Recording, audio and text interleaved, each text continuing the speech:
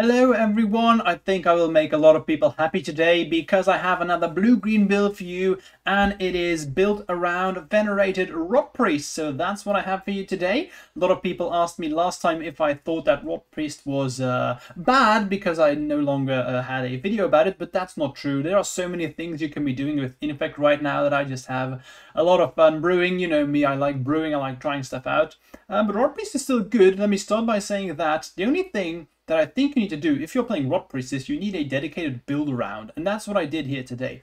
I do want to start by saying that thank you everyone for subscribing. We are very close to 1,000 subscribers at the time of recording. 80 people to go. If you enjoy this, smash that subscribe button. It's free. We are so close to getting the channel monetized, and then I can finally buy some buy some stuff to improve my content, make more content. So if you want to support me, the easiest way to do so is just pressing that button. It's free for you and helps me out a ton. So let's go over this list right here. I do want to point out that this list, I discussed this with another great Infect player, it's th_flash. Probably some of you have seen his results. He's actually a Belgian as well. I'm a Belgian too. And we talked about this because he recently top 8'd a over 100 people tournament in the Netherlands, the Dutch Open Series. Unfortunately, they did not publish their data online. That's a bit unfortunate, but Ben, that's his real name, he did send me his list, so I am able to share the lists, and you can just check it out in the description below. I wanted to play his list with a few adaptations because we chatted after his top 8, and I made some small adjustments to the list at just personal preference, really. And this is what I played in the league that I will be showing you, where we went, well, we did very well. I'm not going to do spoilers. And let's go over the list and why I made some choices, right? So Ben, thanks for the discussions, and let's dive in. So a thing that I've been very happy with is you've seen my latest Rotpriest video where I had Rotpriests and Spellskites and Shaper Sanctuary, right? Let's go over these cards first. For people who haven't seen this one yet, big upgrade for Infect. So Venerated Rotpriest, what this says is that whenever a creature you control becomes the target of a spell, target opponent gets a poison counter whenever it gets targeted. Which means this also works when, for example, your opponent actually targets one of your creatures, but also yourself. So this ticks up very often. It happens so many times that with Infect you get your opponent to like 7, 8, 9 poison counters, and then you're out of gas. And this is that way to cross the finish line. It adds up pretty quickly. It's basically Infect's Lightning Bolt, if that makes any sense. The combination of Spellskite is very obvious, and if you haven't seen my latest blue-green video with Rotpriest, I highly recommend that one, because in fact I actually went infinite when I had 2 Spellskites and a Rotpriest in play, because then you can just bounce between the Spellskite infinitely and you can keep on giving them poison counters. It costs mana, but sometimes you can also pay the blue, so that's why the Spellskite. Only playing 2 in this main list right here. Reasoning for that is that, well, Spellskite, you know, sometimes, even though it's always a good card, it doesn't pump on its own. And we're also no longer playing Shaper Sanctuary in the main in this list. So I felt like 2 Spellskite was the correct number. And then I had actually cut a Glistener Elf from my previous build, but Ben convinced me to play a couple of them, like 2 in the main. It's so weird, right? 2 in the main, and I don't have any really other explanation than this, that it just works. It may seem weird, but it's true, it just works. You really don't want Glistener Elf all that often anymore, but in matchups where it's good, it's very good. Don't get me wrong, I could still see myself putting these in the sideboard again, as I did in my previous build.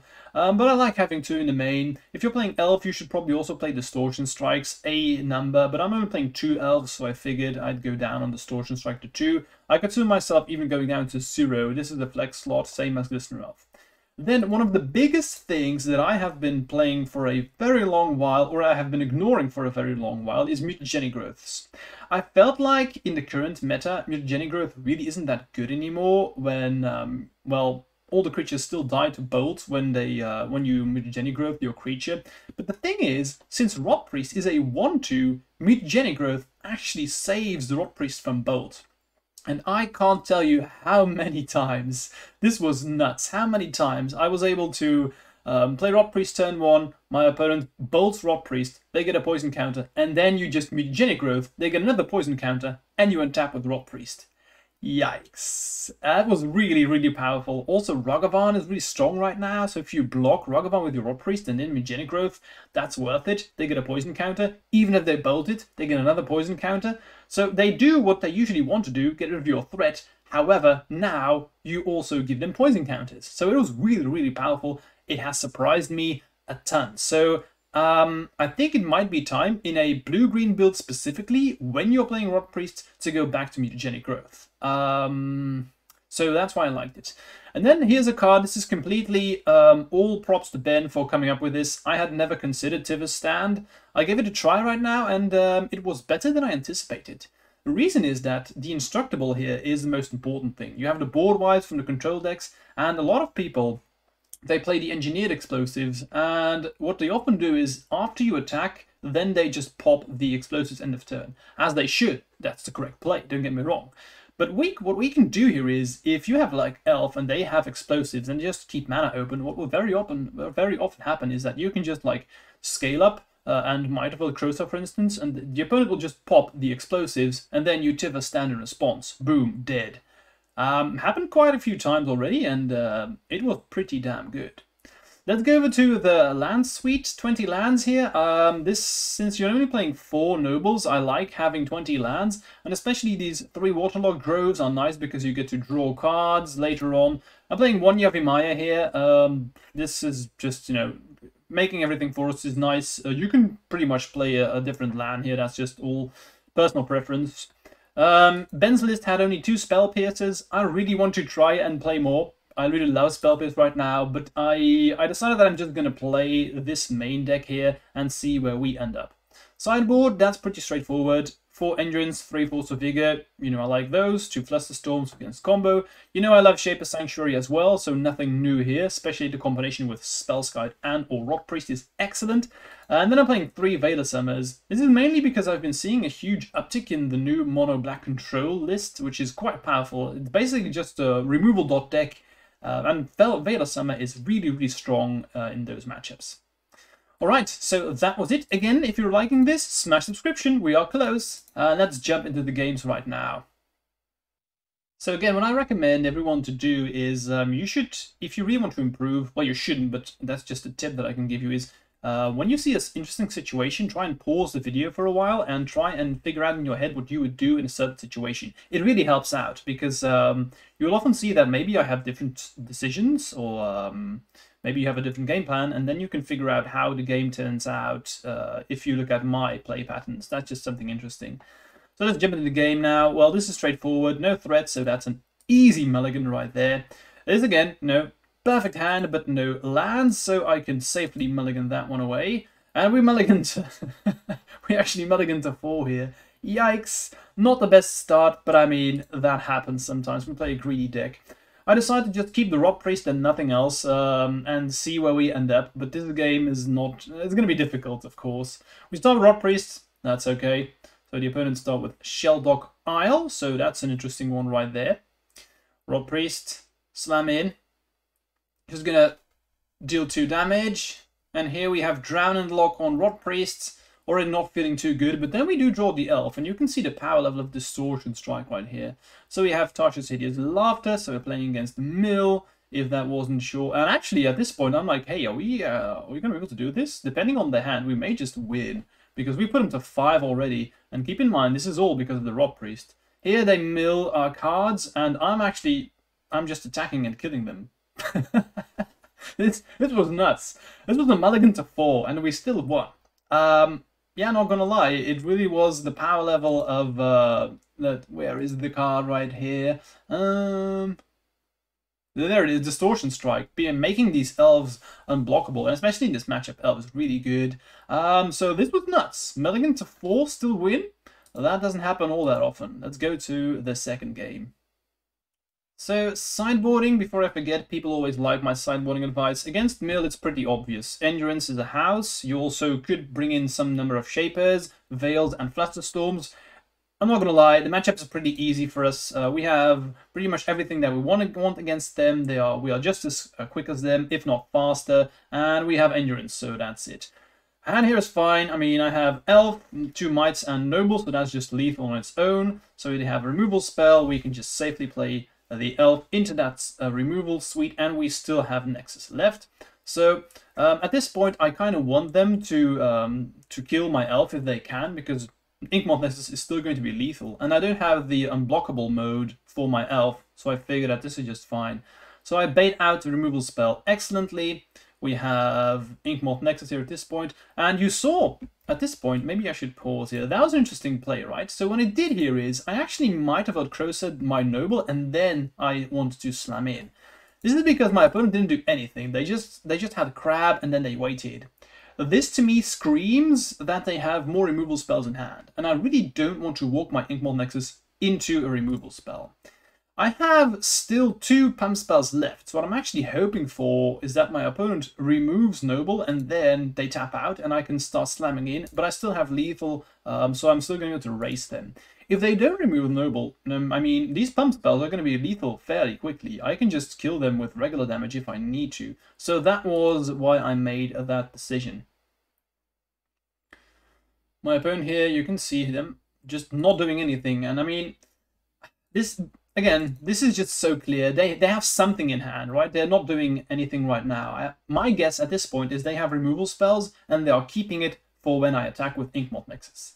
It makes sense that they do that. I think it's a correct play, but I can abuse that, of course. Again, I think a lot of paper players would probably here just animate Nexus and go all in, but I'd rather wait until I have some form of protection, because I'm under no real pressure right now, and if they tap out at a given point, that's when we're going to try and kill them.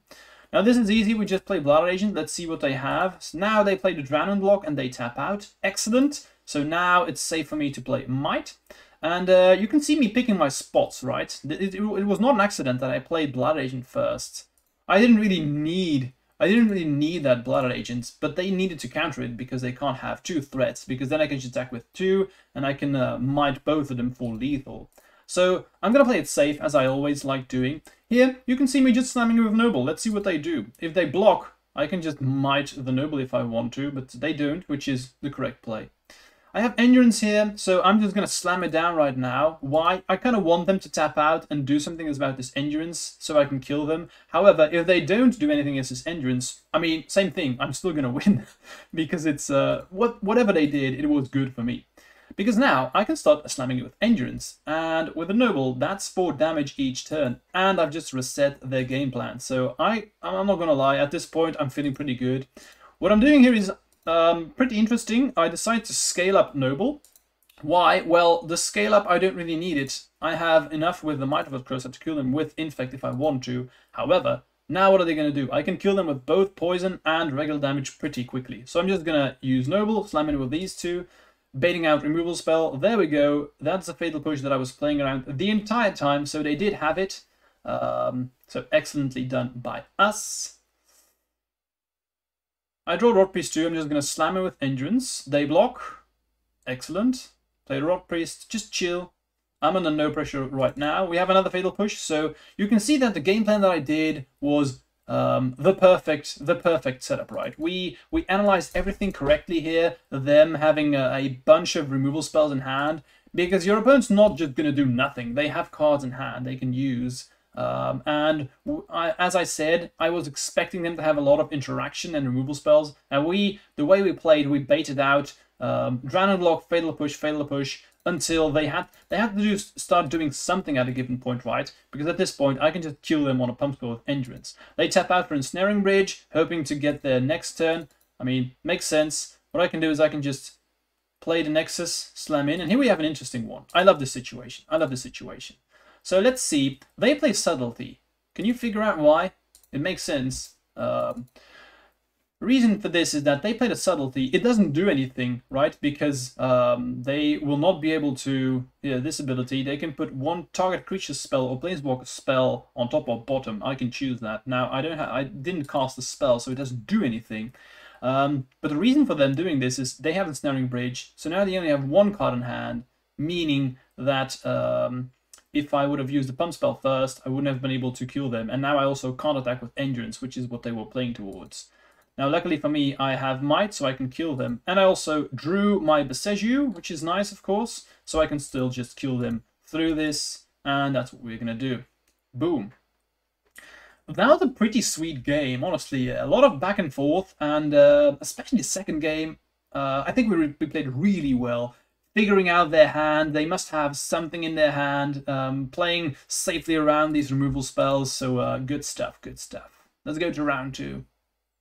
Okay, so if we look at this opening hand, it's pretty good. If I had one more land in here, that would be excellent, so I know I can protect my second agent, because with this hand, you just assume that you're going to play agent turn 2, it's going to die, and then you're going to play another agent turn 3. That's what I'm assuming, but we can play around that perfectly.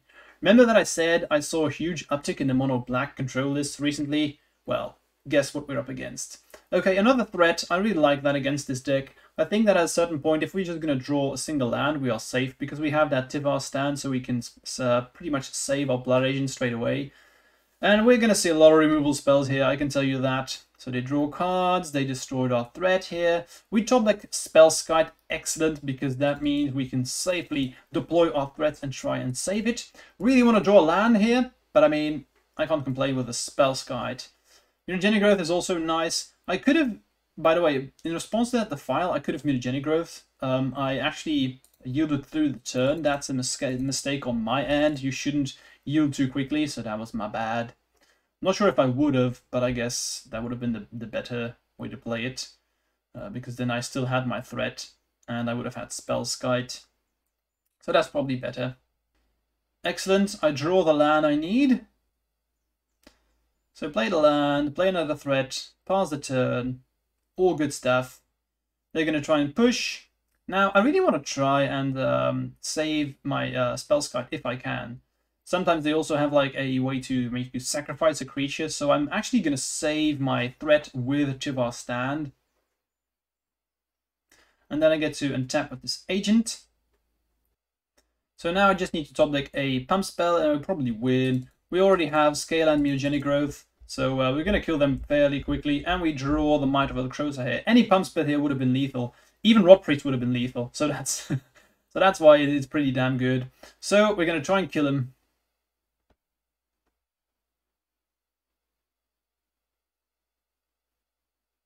Boom. They just draw a card because they are desperate to find a removal spell, which they do not find, and we win. Cool. Next one. Sideboarding here, pretty straightforward. I just discussed that I really love Veils against them, it's why I brought it in. Shapers, excellent in the matchup, of course, and you can also bring in Flusterstorms if you want. So, opening hand, perfectly fine. I wanted to have a blue mana in here so I could also cast Blood Agent, but I guess I have Snakeskin so I can protect my threat. And it isn't perfect or anything, but it's fine. Look at this, Engineer Explosives. Remember why I said that we really want to have Tivar, or why it's good? This is the reason why.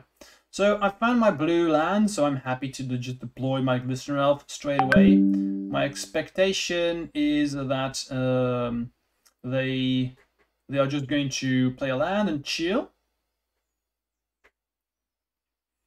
As they should. And if I had Tivar stand right now, that would have been excellent.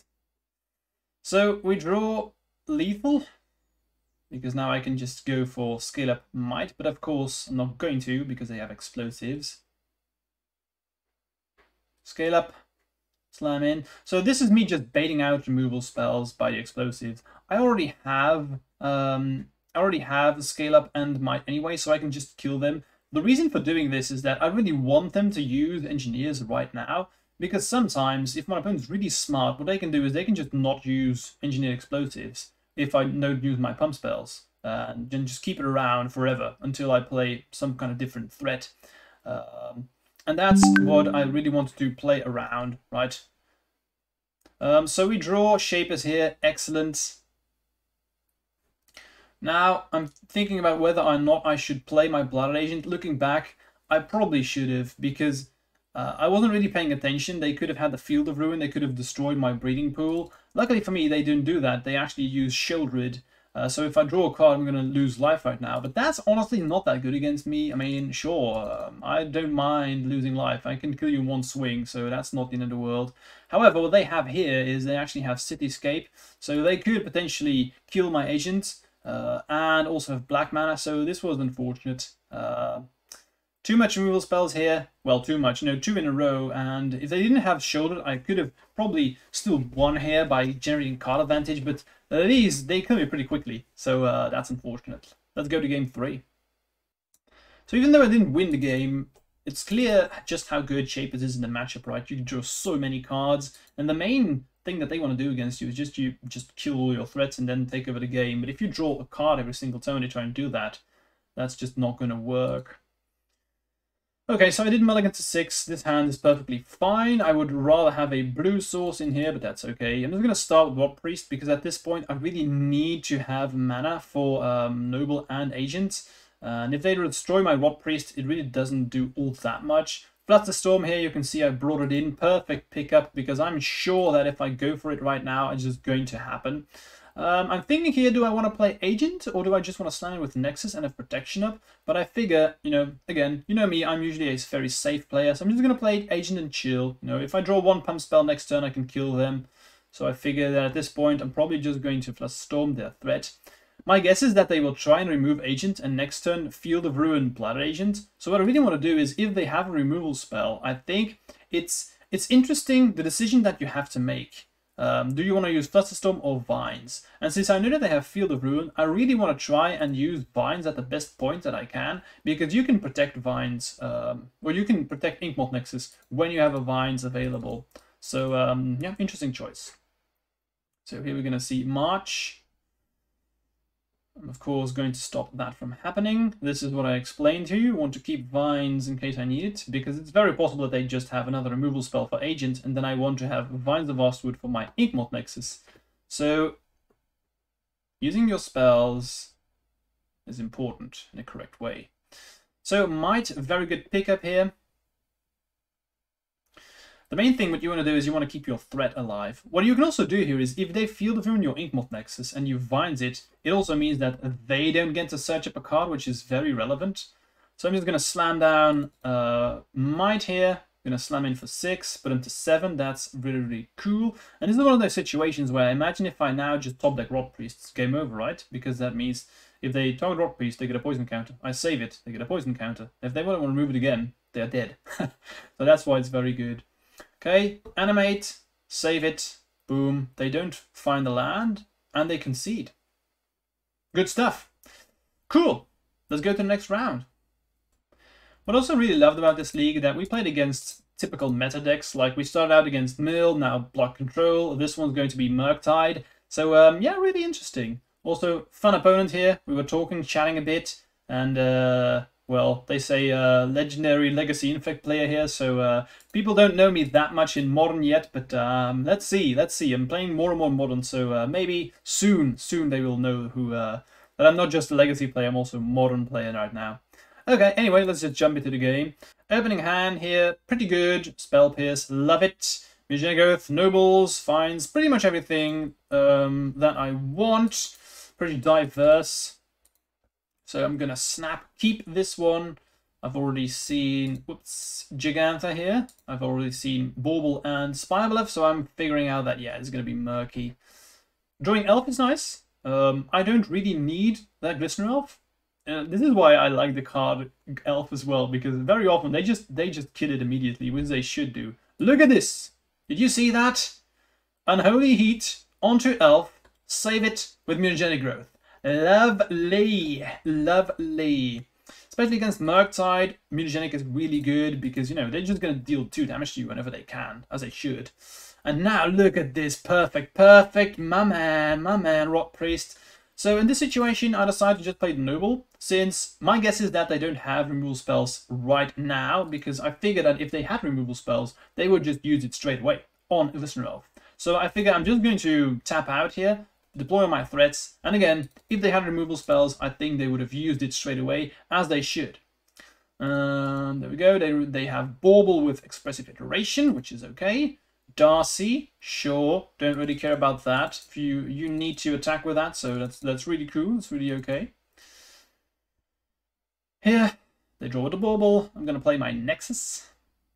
That's pretty good, as you can see. I have Spell Pierce, I have Vine, so I'm pretty happy. Waterlogged Grove, excellent. Being able to draw some cards. I'm just gonna chill. I like that Spell Pierce here in this situation. They're going to slam in first.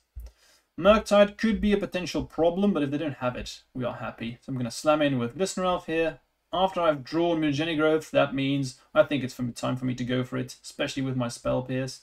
So I'm actually going to Vines first, and this could be an interesting choice, right? So let's watch why I decide to Vines first here at this point. So first they're going to Darcy, so they're going to Surveil. They're going to get a poison counter. Another one. Poison counter. There we go. So what I did is I wanted to Vines here first. The reasoning is that I actually want to kill them next turn. With Venerated Rotpriest, I'm really okay the way this thing is going. And I want Elf to die if anything has to die.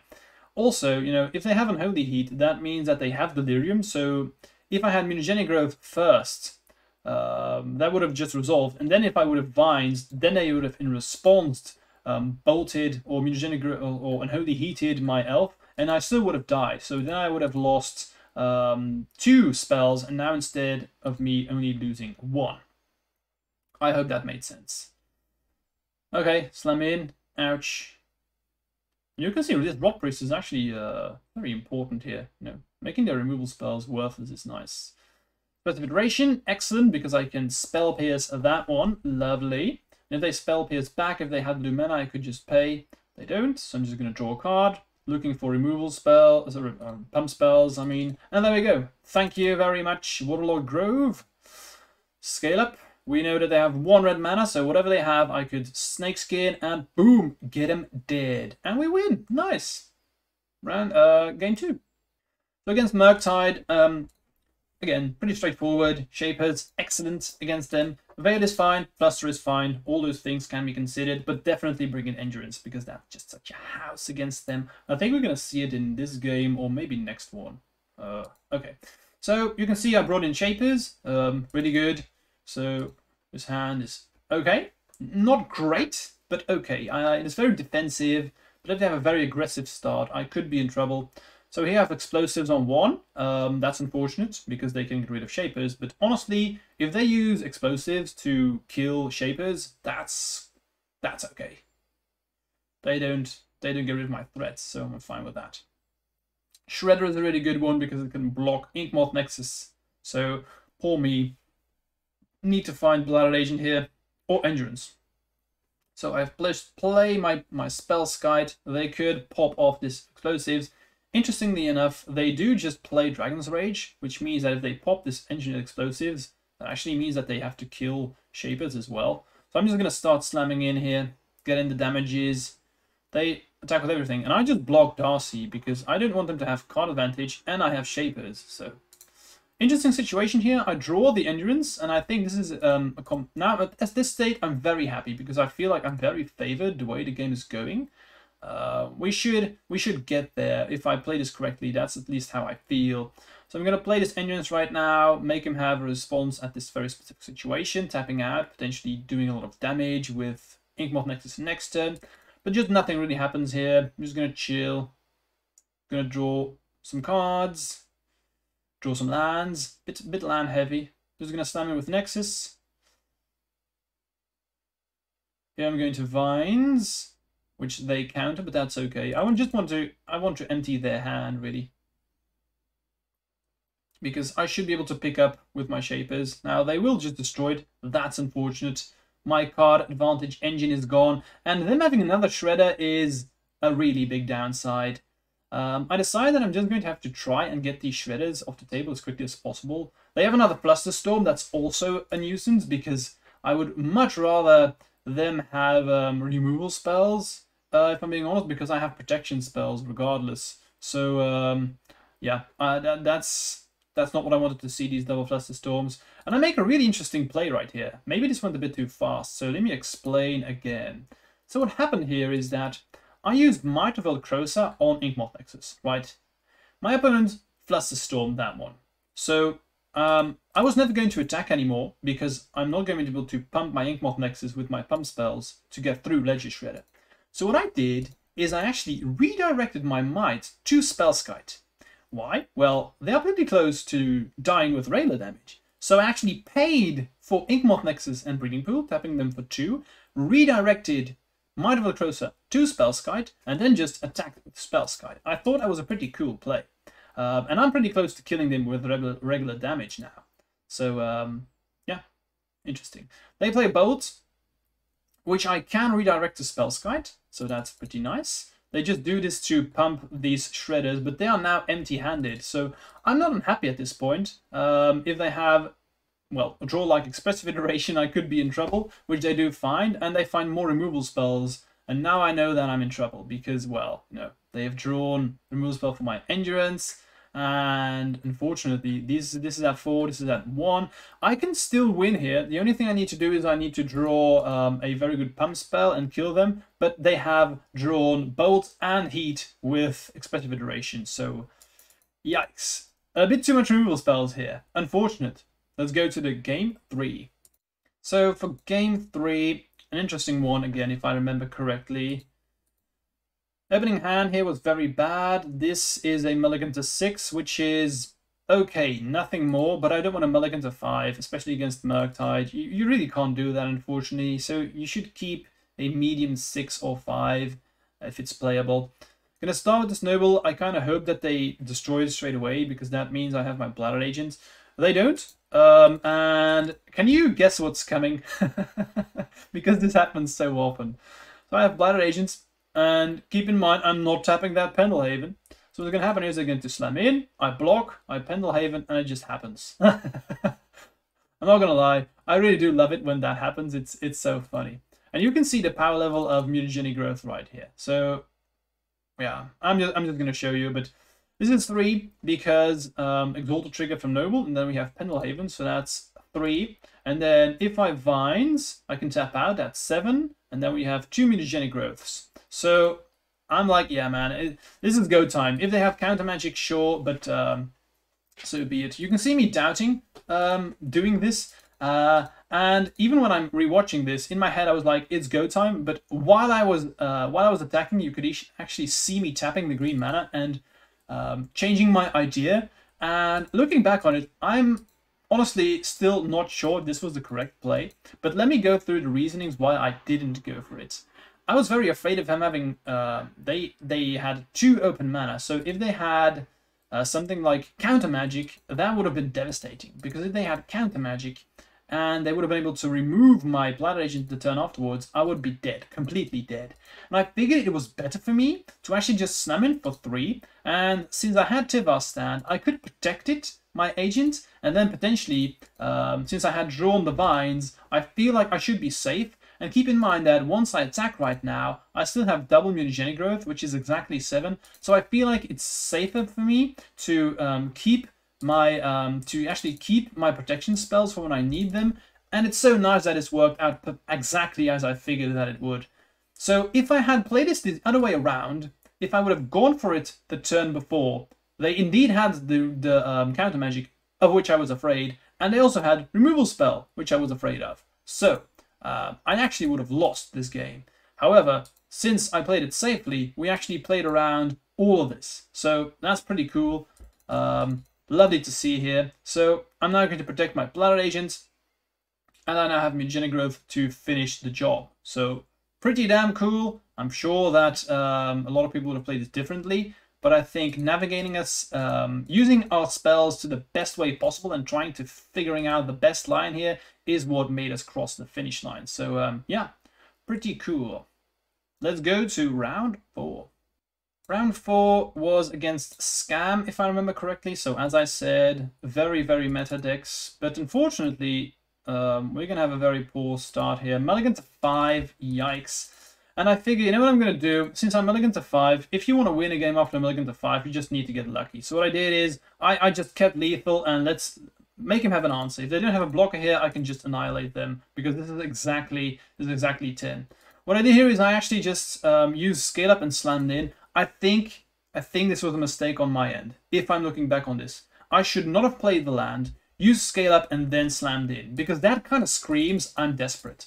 And the chance is pretty big that they would not have blocked with this Ragavan, and I would have stolen the game, because they are probably not going to play around double Mutagenic Growth, and they really want to have Ragavan.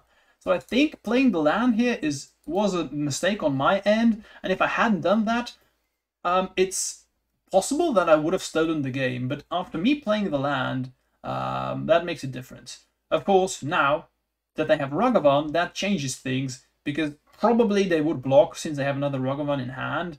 But you never know. I think, looking back on it, I should have played this differently. Anyway, for the rest of the game, I don't think there's a lot of me going on. Mulligan to 5. My threat's dead. So I think we are going to concede fairly quickly here. Thoughtseize, take away the scale up. That makes sense. Luckily for me, they are just playing some lands, just chilling. And at this point, you know, I'm like, yeah, Ragavan's not really doing all that much against my Spellskite. So if I draw into a threat, we could steal this game. We could. Grief. That's unfortunate. Not going to respond. I could Snakeskin Veil my Spellskite, but why would I want to do that? Fetch up. Bidding Pool. Tapped. Devour Stand. Worthless at this point. Opponent untaps. And I'm going to be dead fairly quickly here. The thing I'm most afraid of is probably Fury, because that can cleanly answer Spellskite. The thing with Spellskite is that if they Fury Spellskite and another threat, you cannot redirect the damage of the threat to Spellskite, because Spellskite has already been targeted. I'm just going to try and kill Ragavan here, because why not, right? Ragavan's a good creature, so let's just kill it. 3 Ragavans in the grave, so who knows, maybe we can get a 4 of a kind in there. And there we go. Boom, Fury. I'm going to try and save Spellskite. I'm not going to try it, it works, but I'm not feeling pretty good. Draw another pump spell. Not what I want. And at this point, I just concede because I know the game is over. So, difficult matchup. Let's go to the second game. So, sideboarding against Scam is also pretty straightforward. Shapers is excellent, plus the Storm is also fine, and Veil is going to be a house. So, mainly Shapers and Veil are going to be very, very good in the matchup. So, let's see if we can draw them. There we have the Veil. So, I mean, this hand isn't excellent, but it's too good to mulligan, basically. You can see what I did here is, I was a bit afraid of this start. I really wanted them to play discard spell, which is something that happens fairly often. If you start out with just playing a land and doing nothing, they very often will try and Thoughtseize. However, if Ragavan, that's just always the default turn 1. But I knew that if I draw land, this is fine. So I did draw the Forest, excellent for us. I'm going to play Spellskite here to block Ragavan. I can Mutagenic Growth if they attack with it. If they use discard spells now, that's unfortunate, but also they have Fatal Push, so that was pretty much the combination that I really didn't want to see. I could have also played Noble and had Fatal Summoner up. I just think that, you know, Spellskite is so good in blocking the Ragavan that it was worth it playing it like this, but I don't know, maybe it was wrong. Played Noble. I know that Ragavan really doesn't get all that much from our deck. Let's think. What do I want to... I can't think of anything that I really didn't want to see. So, Fatal Push. I'm going to use Veil of Summer. You can see the power level immediately. They Thoughtseize here. That's unfortunate. But, I mean, it's still fine. They have Ragavan. I will block Ragavan. If you can, you should just try and get that creature off the table. It's way too overpowered to let it stick around. This is why they wanted to use it that well. So I'm just going to play my threats here, draw some cards from the Grove. You can see why I like the Grove. They are going to attack with Ragavan. Again, there's not a lot they can get out of my deck, so I'm fine with this, the way that things are going. You know, I figure that as long as I can just find some thumb spells, we are good, especially with the Rotpriests. So you can see Waterlogged Grove drawing me some cards. I'm going to slam in here. Whatever they have here, I really don't care. The thing is, since they have Ragavan and a Grief, I've put them at 9 Infect. I can't see a way how I can lose. I honestly can't. Because they can't use removal spells. Because if they target one of my creatures, they are dealt with the Rotpriest. And this shows you the power level of the Rotpriest. At a certain point, if you get them to like 9 or something like that, there's nothing they can do. And I could have probably lost this game if they still had...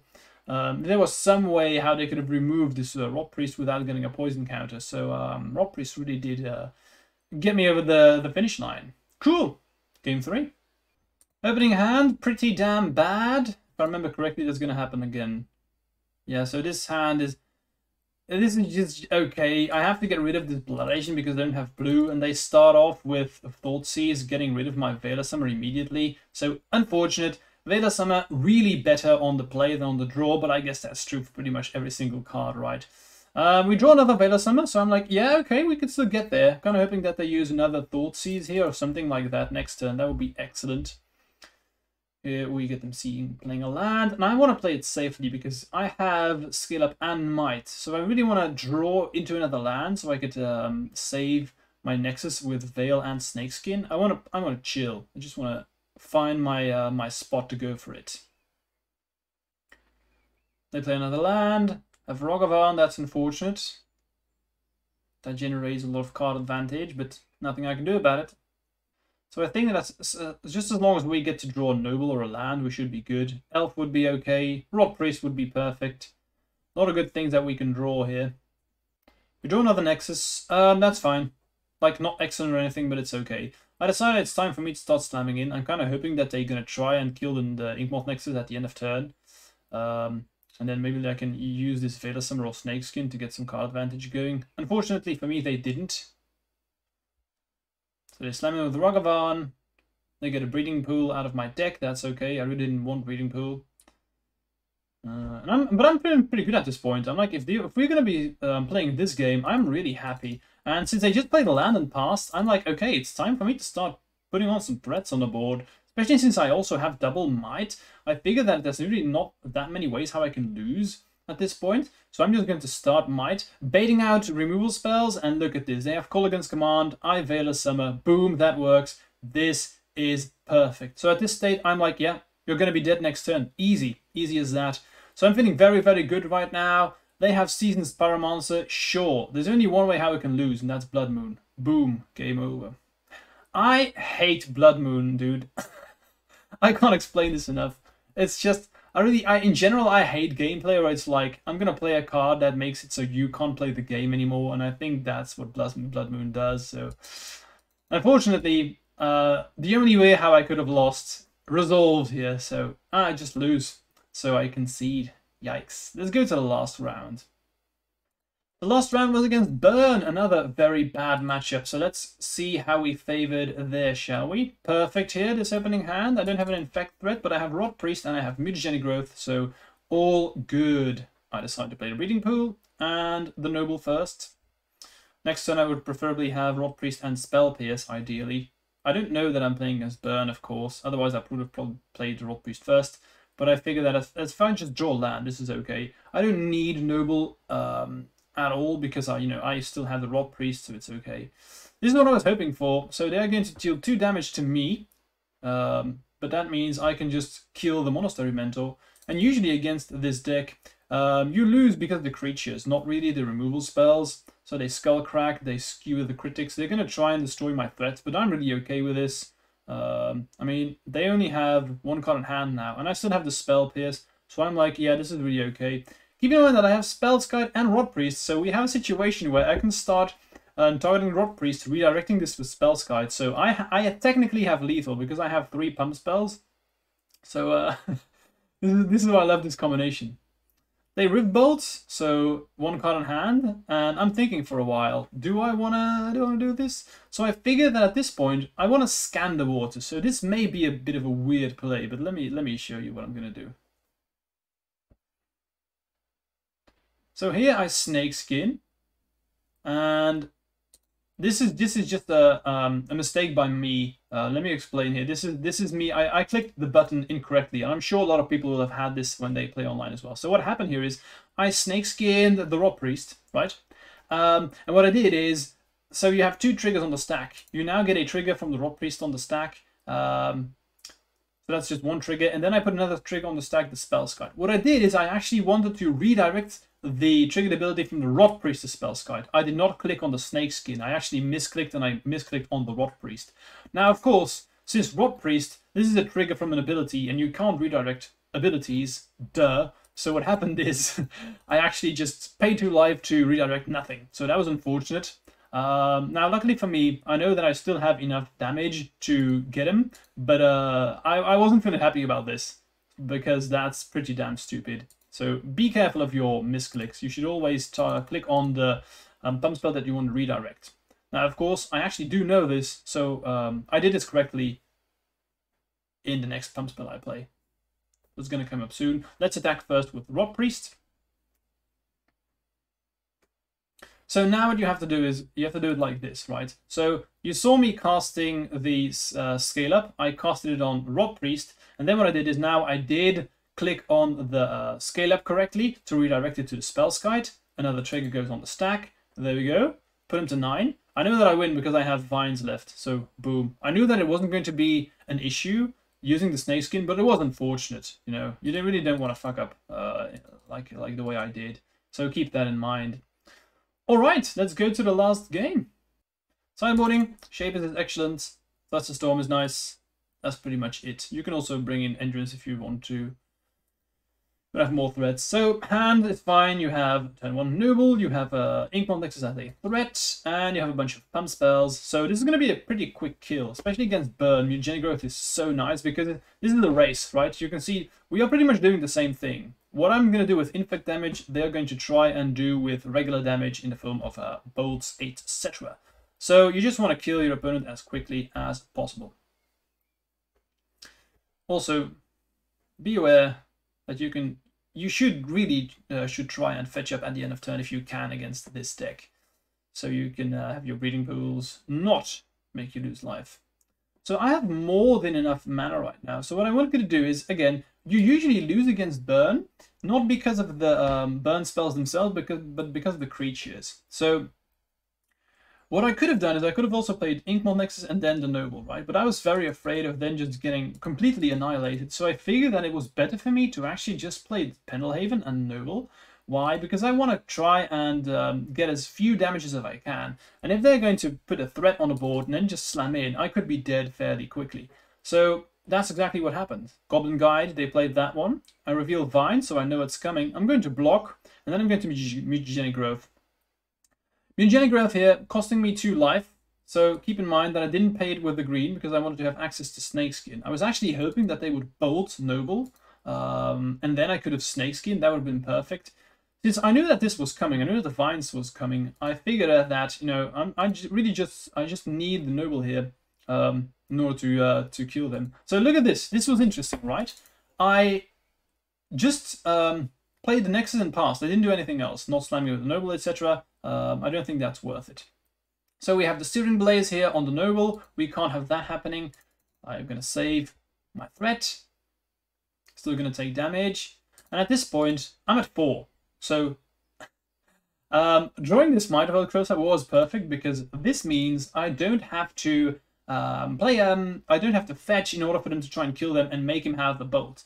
So drawing the Might was perfect because that means I am going to play the Misty, because if they try and remove my Inkmoth Nexus here in response to me scaling or whatever, you know, if they have something like Path to Exile, stuff like that, I can actually fetch and Vines if I need to. So drawing that Might was perfect. So I'm just going to boom, try and kill them, and they do not have an answer. So I do win. So not fetching here. Don't want to go to 3 and then bolt you down. That was very, very important.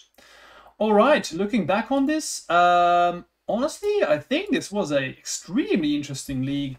Let's see what we played, right? So round 1 we had against Mill. That's a good matchup. However, then we played against Mono Black Control. Tough matchup. Murktide. Tough matchup. Also Scam. Very close. I just lost because of the Blood Moon. And then we played against Burn, which is an extremely tough matchup. So we had 4 difficult matchups and 1 good one. And we went 4-1. So yeah. Pretty damn good result. Very happy with this list. I think this is one of those lists I would be considering if I'm going to be playing competitive Modern soon. So I hope you enjoyed this one. And again, if you like this, don't forget to smash that subscribe button. We are getting close to 1,000 and getting monetized, so that would be excellent. And I hope to see you soon for another video. Cheers!